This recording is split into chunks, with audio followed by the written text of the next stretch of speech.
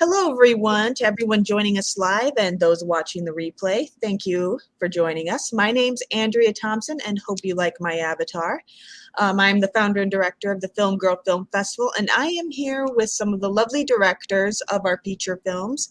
And we also have Lucas here, who was the lead in one of the films. I will ask him to introduce himself. He is here to translate. I will say that. So, want to start by just going around asking you all to introduce yourselves, say your names and what film you're directing. So, Anne, why don't we start with you? Okay, my name is Anne Siderman. I'm talking from Porto Alegre, Brazil, and I directed the feature film Verona. Thank you. And Chelsea? Hi, I'm Chelsea Murphy. I'm the director of Yucca Fest, and I was born in Wisconsin, so happy to be representing Milwaukee.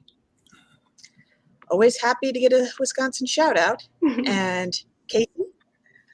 Hi, I'm Casey Shepard. I'm the director of Those Among, and I am currently in Nevada, but originally from the Midwest.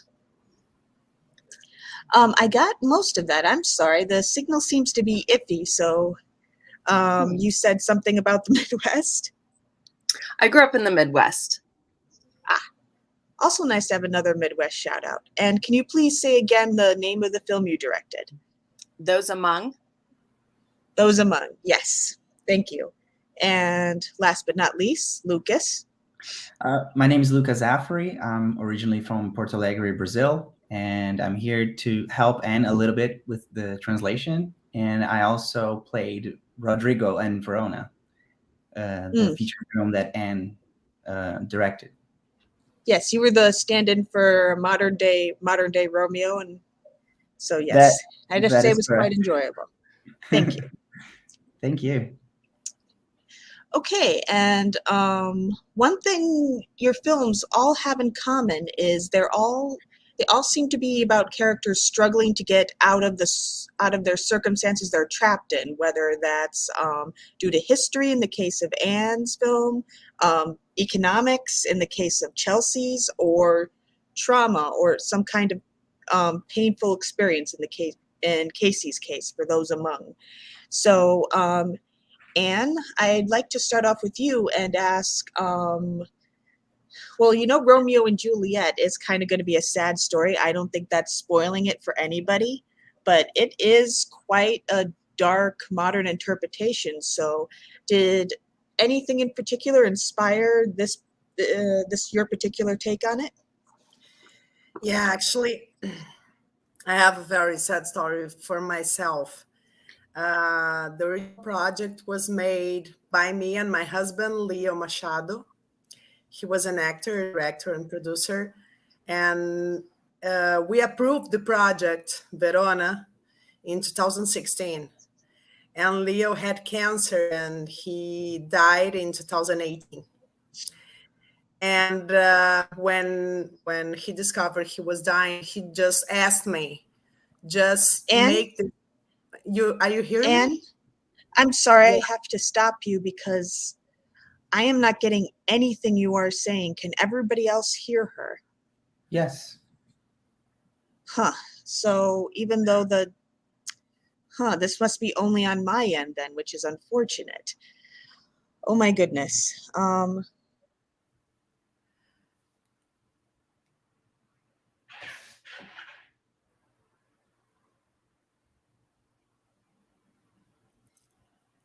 We cannot hear you anymore, Andrea. Well, at least I can't. Ela saiu? Yes. Sim. Voltou.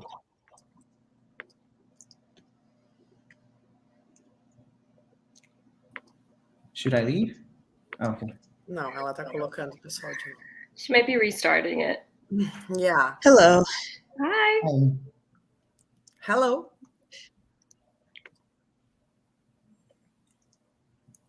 Actually, I might have to, okay. Yeah, I'm so sorry about this. This has never happened with my internet before or any of these interviews before, ever. So, Anne, I'm sorry, can I ask you to start again? Yeah, sure. And okay, so this project just started in 2016. We just got the money to make it. It was originally to be directed by me and my husband, Leo Machado. And he has a disease, he has cancer, and he died in Oh, 2018. I'm so sorry. And this project became a very, very difficult thing to do, because I wasn't the, como é que diz luto? Morning. Morning. I was in my morning, and I need to tell Romeo and Juliet love story about it. But he helped me a lot. He just told me in the end, he was really knowing some things about life. And he just told me, just put something real about the hypocrisy, Lucas, hypocrisy of the families from here in the real conflict of the story. So this is how we actually made adaptation. And his best friend was the writer that make the script, Paulo Nascimento, and he made all the text and adaptation about it. So I guess we could put some things that still have on our society in our conflicts. So some things that in the generations past, and this kind of conflicts and kind of thinking, like old thinking about the position of the woman, of the position of the families and the traditions, and how they still stay in our realities. And I guess this is how we has this adaptation of Romeo and Juliet. Do you understand, Lucas? Eu falei bem? Yes. Yep. I get. Did you guys understand? Yes, I did. Okay, cool. All right. Yeah, and Yeah. sadly, that's not limited to solely to one location. So, thank you. And Chelsea, what inspired this particular story? Because normally you hear about the more millennial desperation, but these are all Gen Z kids who are kind of driven by this desperation to commit a crime in your film. So did anyone or anything in particular inspire you?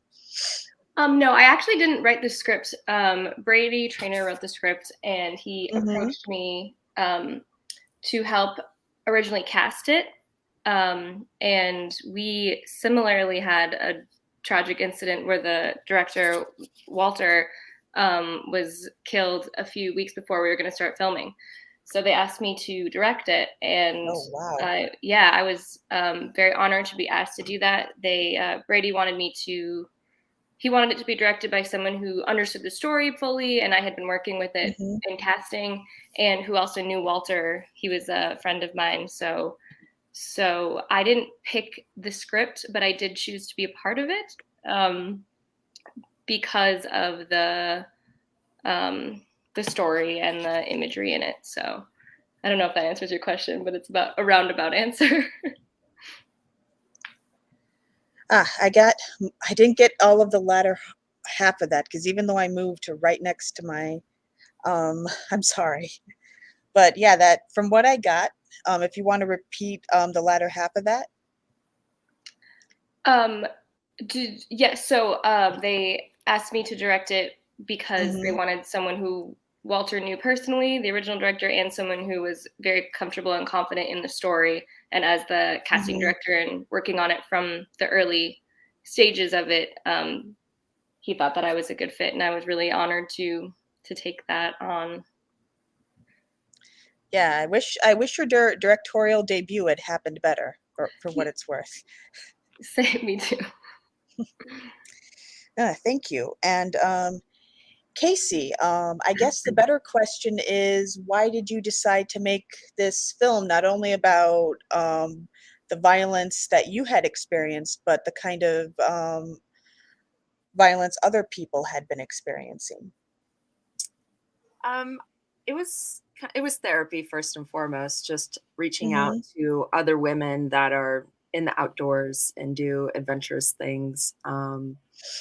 And just to connect with them to see how really the process of healing is really impacted by being in the environment and being in nature, and actually still learning how to push yourself and doing an adventure and finding yourself once again when you feel like you feel a little lost or you've transformed into this new person you haven't really kind of connected with yet. And so just really the soul searching experience. And so that is really what I was on. And that's what the women in the film gave me, is this insight and this beauty and this connection. And to know, I mean, anytime we go through anything, I think a great thing is that support and knowing we're not alone. Definitely. Definitely. Thank you. And Anne, I have a question for you, and I guess for Lucas as well, about the mood on set, because as I said before, this was a very dark take on the original source material. So what was the mood like on set? Did you all guys like try and make jokes between takes, or just try and keep it light? Yeah, it's very difficult for me. It's a very low budget. So we have a lot of rehearsals, a lot. So all the cast was very united, and they actually was co-created with me of all the scenes. They knew everything. They knew also, I have passed to them how I was going to make all the plans.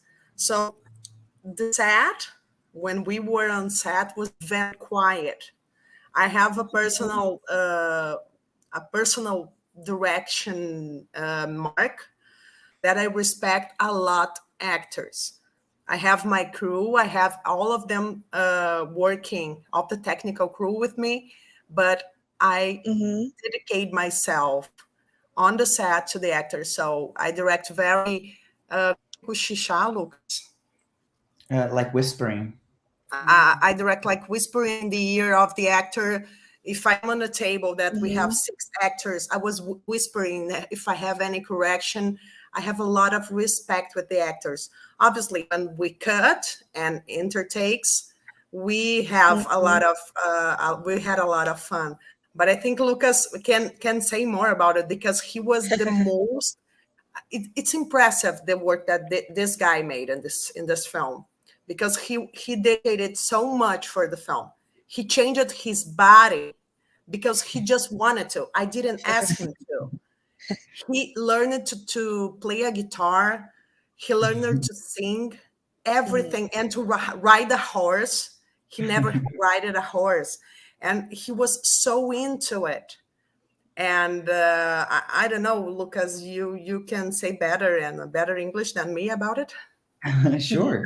That all of that is true. What can I say about Anne? She really respects us. I can say a little bit, because one of my uh, um,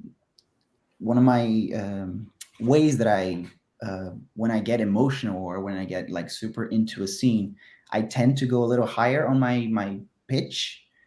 And I remember one thing that Anne told me is like, "Oh, if I call you Lou, that's when I'm signaling you to lower your, use your 1/3 of your voice, so you keep." We had this like a secret message, and she wanted to just have this special connection with me, so I didn't, she didn't point it out every time we go on a scene or something like that. So that's just a small little token of how Anne really respected our privacy and the way we were directed. And between scenes, it was awesome. Even though it was a low budget movie, we were able to stay in the same hotel for like about 2 weeks.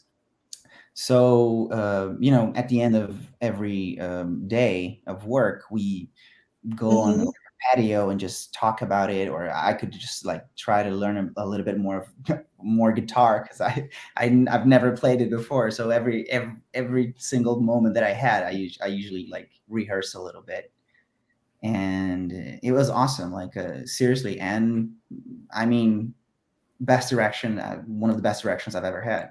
Seriously. Aww. No, I mean Luca. it's really, I'm not here just to, it really was special. All the rehearsals that we had and all that preparation, that is so important to the actors.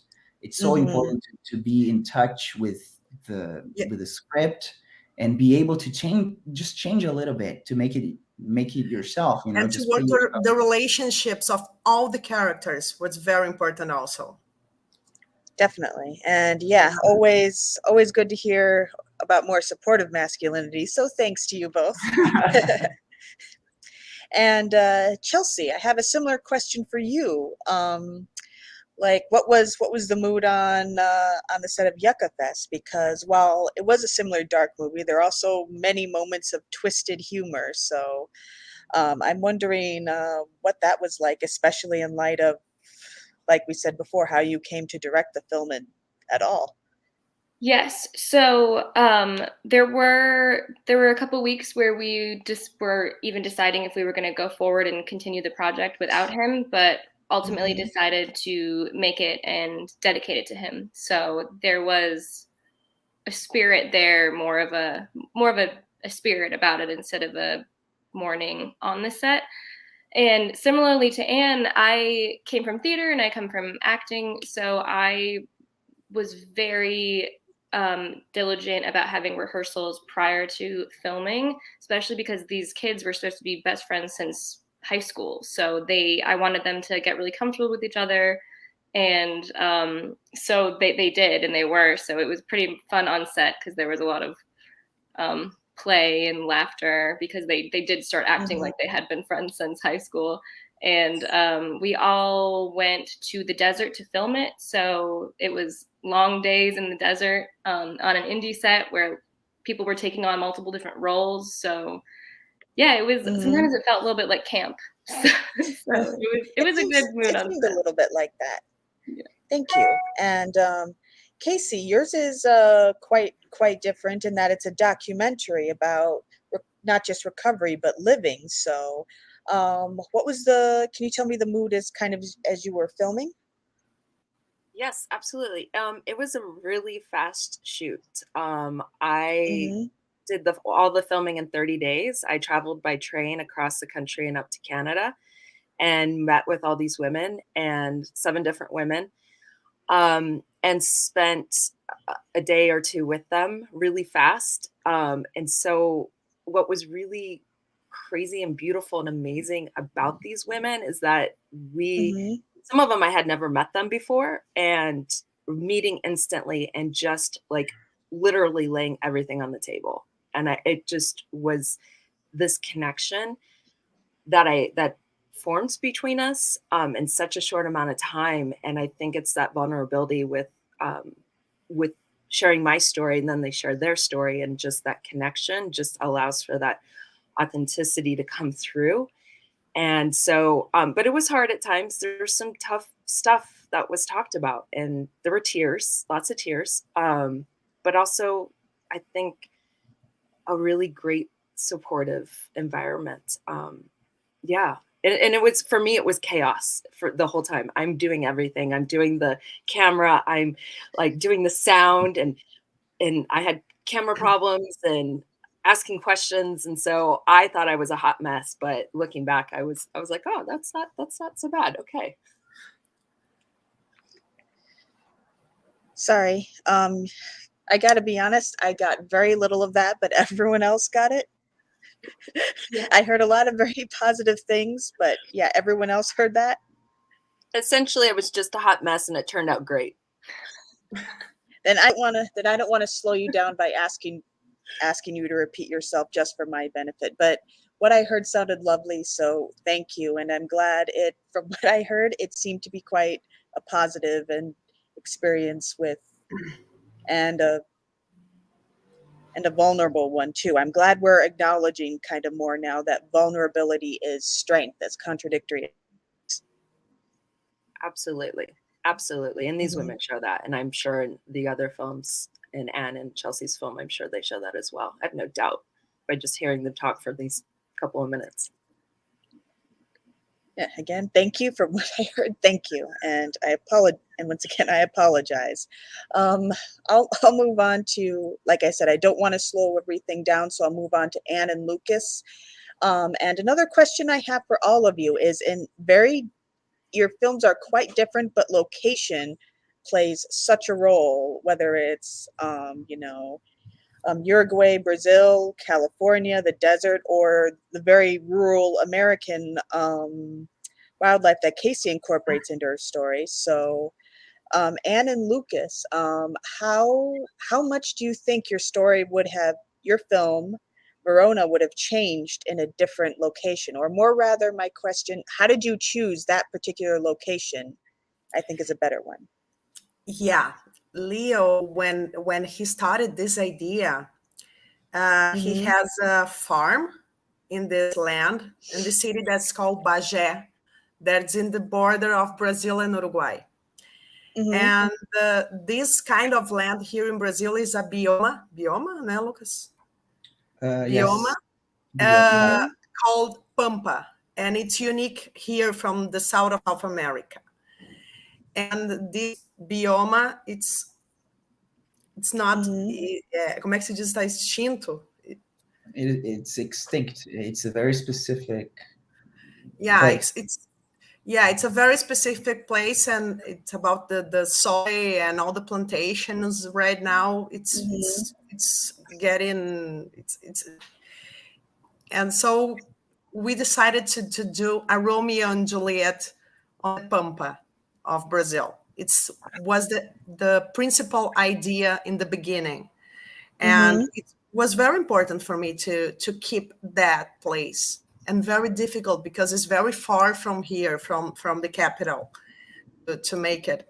But the place is magic. The city, the Mm-hmm. wind, and the people from there was very respectful and was very open, and the locations that we got it, Mm-hmm. two beautiful houses that with a lot of horses, and the fields was very important to tell the story because the environment over there was a Mm-hmm. character too, and Yeah, also important definitely.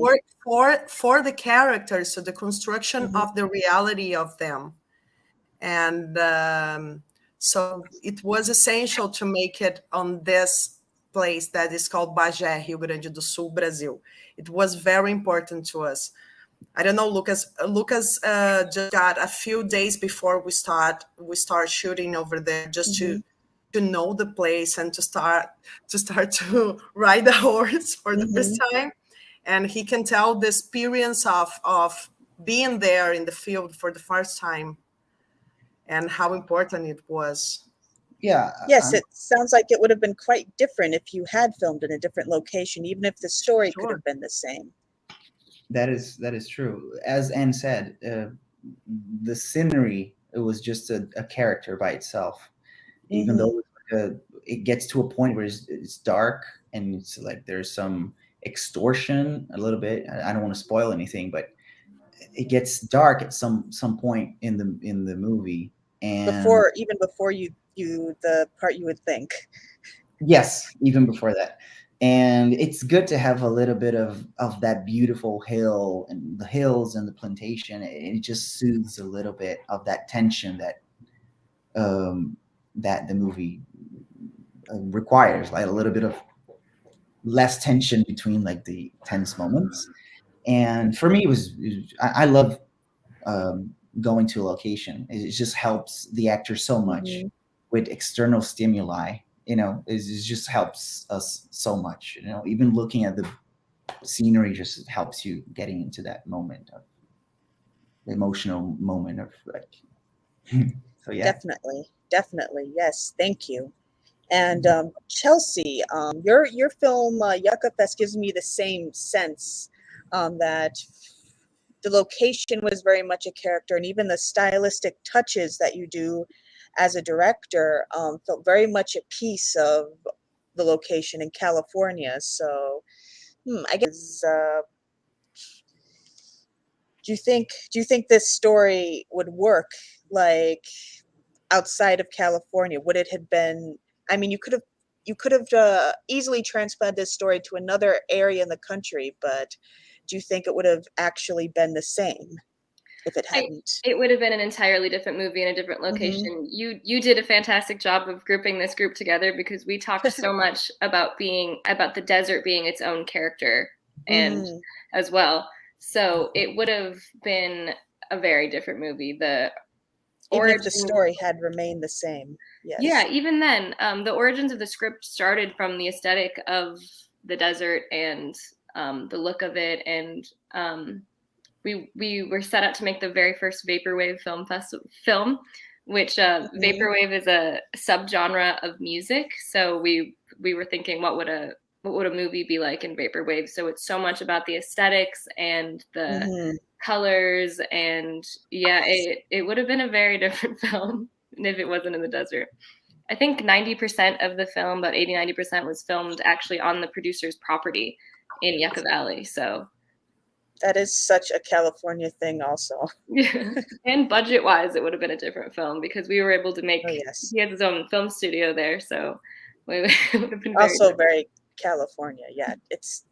California is practically a force, not just a character in your film. So yeah. Thank you. And Casey, you go to many different locations in your documentary, Those Among, and what each has in common is each person, including yourself, seems to be healed and inspired by nature. So what do you think inspired not only you, but the other people you choose to focus on of nature as this kind of healing force? Why do you think that is? Because it is. I mean, I think anyone that goes out and has that solitude away from the sound, the lights, the feeling of the energy of a city, and goes into the depths of nature, you can feel that energy, you can feel that healing power, you can feel that connection that I think so much we are so disconnected from that. And we think about healing of disconnecting and getting over things and just diving into life, however that may look to us, when maybe it's about stopping and looking and feeling and connecting or disconnecting. But nature just offers that parallel of emotions that we feel, we see in nature. We see the dramatic storms, we see the winds that have changed, we find that the warmth of the sun. So there's just all these different emotions. So it was so nature is such a healing power and tool, and we are not separate from nature. And that definitely is a crisis that we're in now, which is a whole nother conversation. But it definitely was resonant, and I wanted to show that by shooting outside on location in the homes of everyone that every stop that I went to, it was like Allie's home or Josie's home or Karima's, and they're very different. Like having a natural, beautiful space in New York City versus we filmed in Joshua Tree. Like there's totally different, beautiful nature healing powers, even within like a city, or even like Vancouver, which I mean, Vancouver's gorgeous. But so yeah, it's very important. Yes, thank you. And yeah, that definitely plays a role in every single film under discussion here. Especially Anne and Lucas, nature is almost a refuge from the hate that is so palpable in your film. So this might be too big of a question with no answer, but it is not just your story, but it is so sad how well that portrait of family hate still translates so well to a modern setting. So I guess, Anne, can you give me an idea of why you think that is? Like I said, that might be too big of a question. It might have no answer, but I'm curious as to your take on it. Let me see if I understood the question. It's about the hate about the families and how it still works on our society nowadays. Is something about that? Yes. Why do you think that hate works so well, even in a modern setting? Actually, we are living in a situation right now that society is divided. Here in Brazil, we have a president, And Oh, this sounds familiar. yeah, he's a friend of Putin, Vladimir Putin. I don't know if I can say that, but he doesn't say anything about the war that is happening, and a lot of people support him. So we have a lot of people that really have hate over here, and because of ideals, different ideals. We just had over here yesterday, we had Lollapalooza Film Festival. It's one of the biggest film festivals we have. And we had a singer and here in Brazil that just put it a flag of a different candidate. And the real president almost made a censura. How we say? It's like and censorate. Censor? Oh, censored Censor. it. And the president make a censor just to stop any musicians from the festival to make. So it's very it's still happening.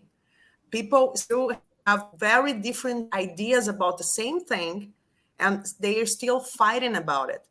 And what we bring about the history is different of the hate that the families have with each other in Verona.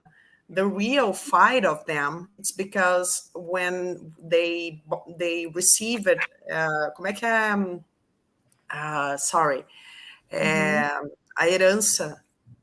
The inheritance. Yeah, when they receive it and they have The inheritance of the lands, they just separate. They was just fighting. Oh, you got my part. No, you got my part. Oh, you're a liar. It started with a little thing, and then became all of this. And this is happening in our society with a lot of things, like Crimea and Ukraine. It's happening right now. It's happening with our society. It happened in the US with the last president. It's happening in Brazil and with the ideas of the people. So we still don't have an understanding of everything and a comprehension of everything. And have como é que chama? I'm losing the word, sorry. And we need to see more each other and understand more. I think this is the way, communication, to understand the other. So I think it's that. Eu não sei, Lucas, o que tu acha? What do you think about it, Lucas? I mean, yes, I don't have anything to say. Like, I would rather not talk about politics, but in Verona, go ahead. Like a women's film festival can't. I don't even try to avoid politics because featuring women, female directors, they're not directors, they're female directors. It's political. Yes, that's true. By nature, sadly. So, but I agree with Anne. Unless you're a fascist, which you don't seem to be or something. I'm not. I respect freedom of speech, but not freedom to demean is my policy. That's perfect. You know? Yes. Thank you. So my intake is that it is present in our society. Like Anne said, like even in spoils of family, that's just one of in Verona, that was the start of everything. And then lies, and then different interpretations. I guess interpretation is the word that I use, because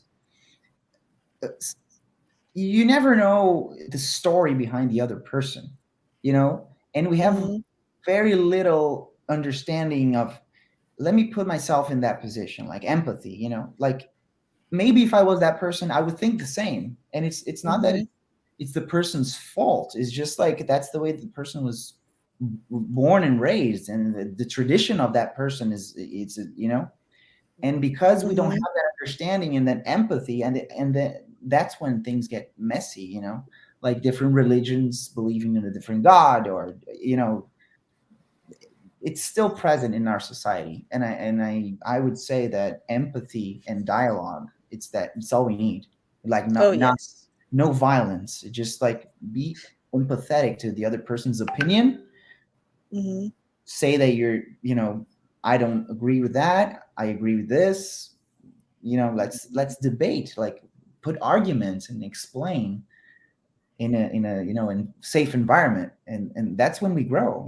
That's when we accept different opinions, and we don't have to love each other, but like, okay, I respect your opinion, you stay on that side, I stay on this side, and that's it. I Yeah, guess that's what we need. I do try, but it's tough sometimes when you still have guys like Bill Maher just today talking about you need big dick energy in Ukraine. So I do try, but sometimes it's difficult.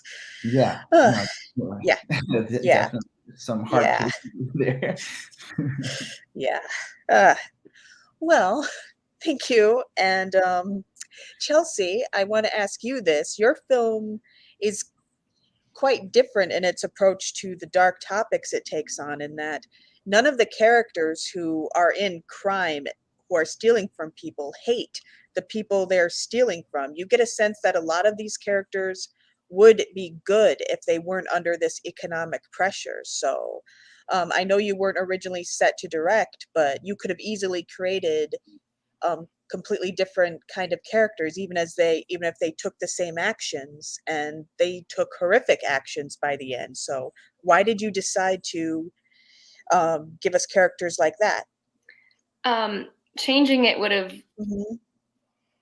taken away from the core of the story and the messages of the story. And these are American kids in today's society, and they felt that they didn't have another option. I mean, kids today are in debt until they're dead, basically, from college debt. And Well, the millennials did it before it was cool, I gotta say. yeah.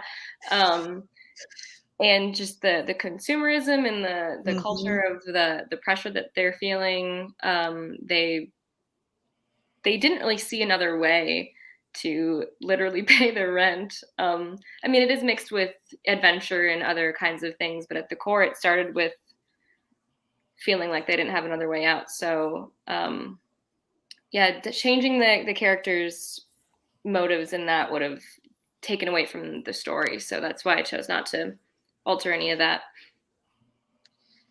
Yes, thank you. And California seems particularly poised for that. You have all the extreme wealth and glamour, and on the other end, you have all the extreme, like, tent cities. I heard. Exactly. Yeah, they're when they hear about this festival, they're hearing how much Mm-hmm. it costs for a ticket for luxury camping, and these kids are blown away about it. And in their Mm-hmm. minds, they're like, "Well, these ultra rich people aren't gonna miss it," you know. So they, you'll have to check it out. I don't want to give too much away. And judging by some of them, they probably won't. Yeah.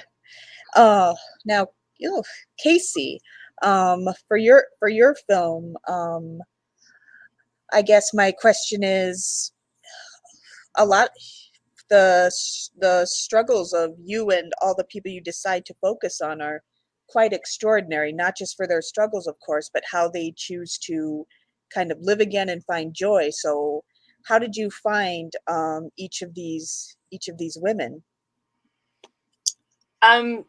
Really, I was sparked to connect with other outdoorsy women and Mm-hmm. that had experienced trauma, and I just started searching online and finding kind of like these wormholes of connection, like uh just it was very serendipitous how I found most people through some communities. I found Karima, um, and Tracy and Annette know each other, which is interesting. They're both writers and write about the outdoors, so they knew each other. Mm-hmm. And Allie actually worked with my brother at the Palm Springs Art Museum, and my Oh, brother's like, "You should meet Allie. She's the first Italian woman to swim the English Channel." And I was like, "What?" oh wow.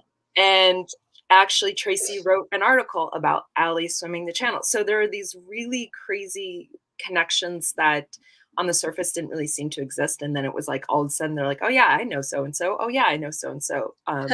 So it was really quite serendipitous how it happened.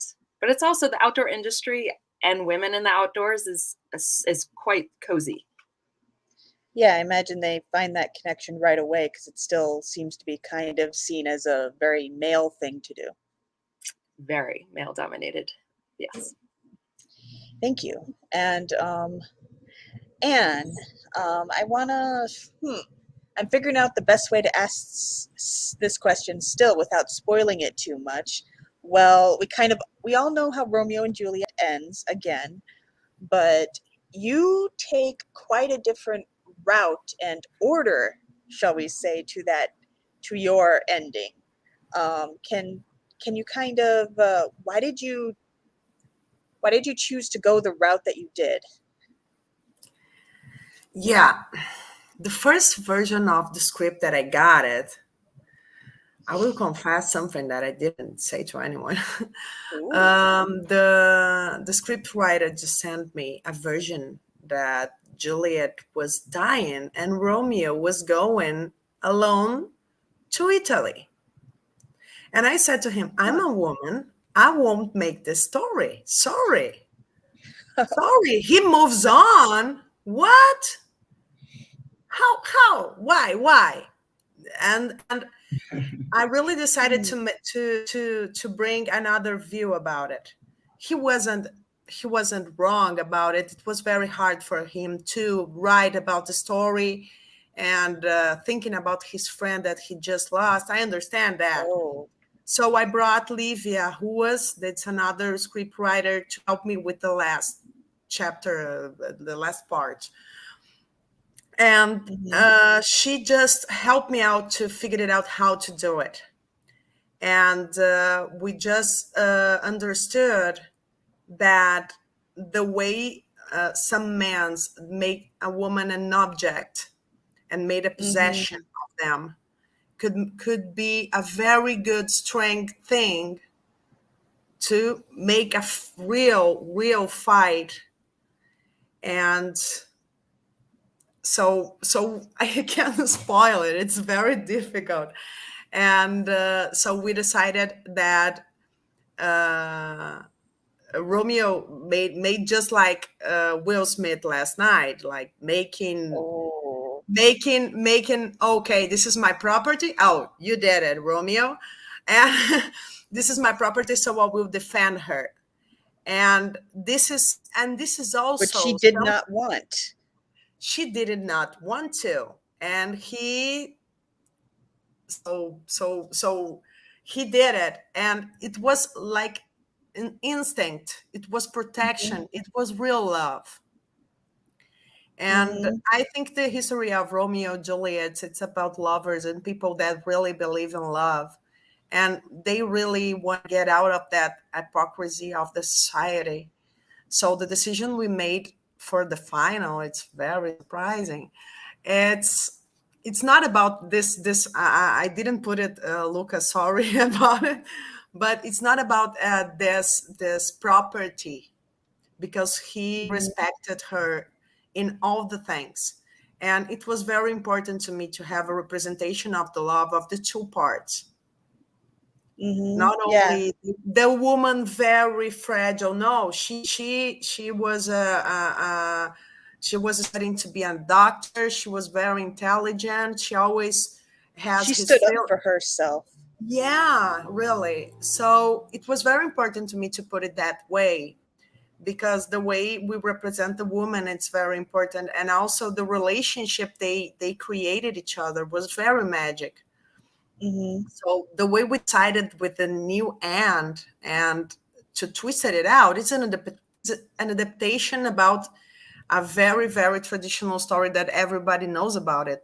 Everybody knows that Romeo and Juliet is going to die. So how they die and why they die. And it's very important. And what we support in life, what is supportable in life and what is not.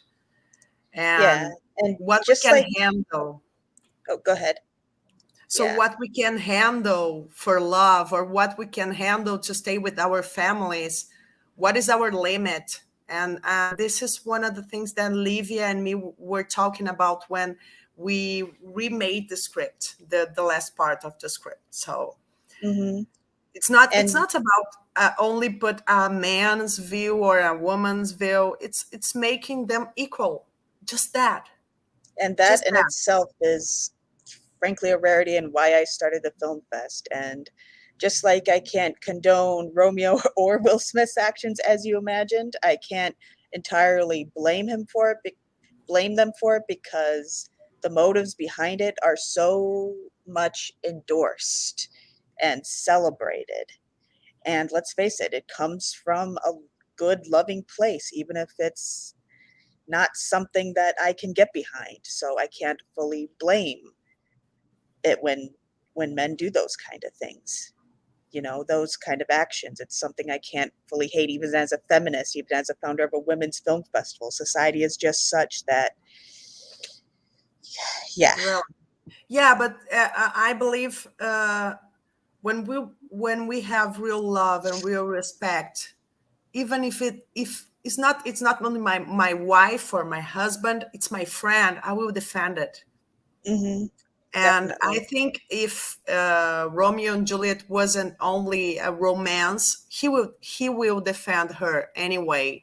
If he were just a friend or a cousin or someone from the family, he will defend her anyway. So, but as the theme of the day is this, I think it's important to us to think about it.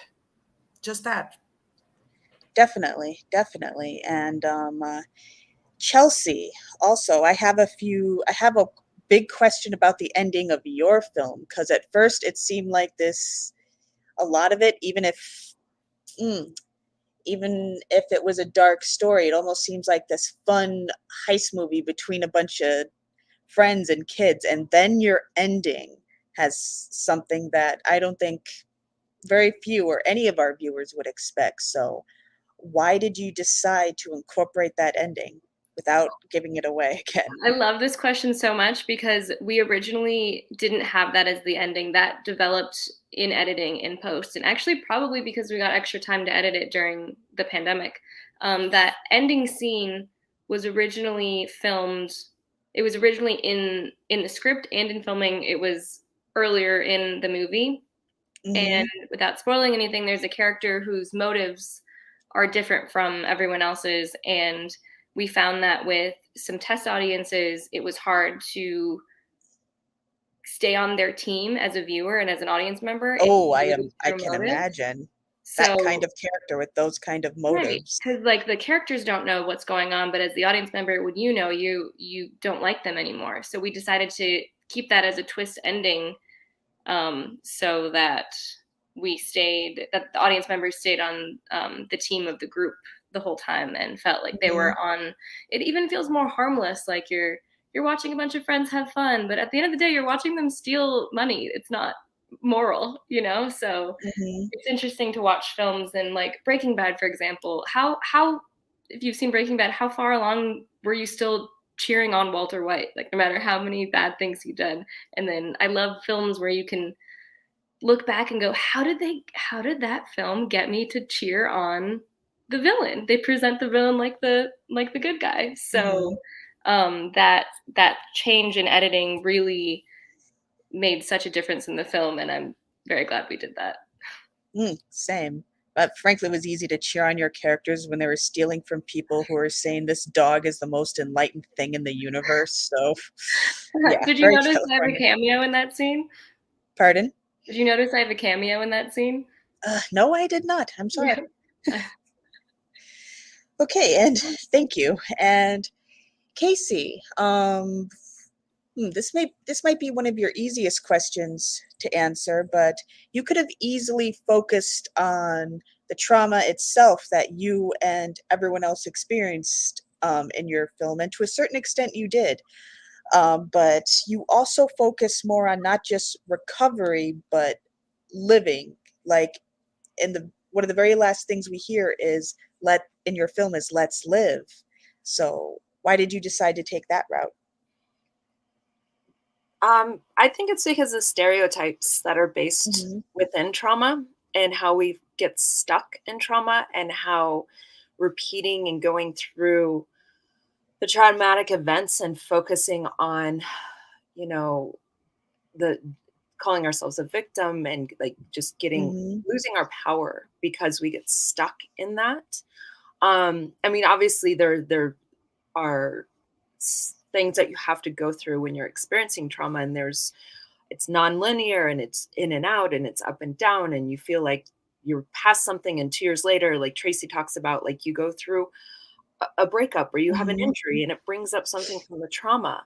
And so I really wanted to focus on, like, we have to live life. We are parts of society, and how do we step away from the stereotypical way of looking at things and really get to the heart and the core of things. And I really am careful on using the word healing, because the healing is constant and different for everyone, and the process is so different, and it's a continuing, like, even Tracy says at one point too, she's like, I'm healed now, but it doesn't mean, or I'm at a good spot now, it doesn't mean I'm not going to have to go back and go through things. And so the trauma itself wasn't as important as what you do with it. It's kind of like, given this thing, this moment, this part of time, and what are you going to do with that, and how are you going to allow it to transform you, not into something better, not into the shinier, better, like silver lining, because I don't really believe in that, but how are you going to allow it to transform you into this new person and be part of life, and still not let it overtake you, and kind of cope? I think Annette says it really well too. She's like, I'm not over it. I know how to deal with the symptoms and what triggers me, and who to have in my life, and how to live my life. And I think that's more important than being like, get over it, feel better, or this was done to me, so I'm allowed to be like this, when it's all about this journey that is beautiful, ugly, deep, hard, peaceful, beautiful, connecting. There's just so many layers and shades and pieces to it, and it's above and beyond the trauma itself. Definitely. Thank you so much for that. Not trying to play favorites, but thank you so much for that. And and we are coming up to the end of our hour, so this is the point where I ask everyone, shout out your upcoming projects, things you're working on now. So Anne, why don't we start with you?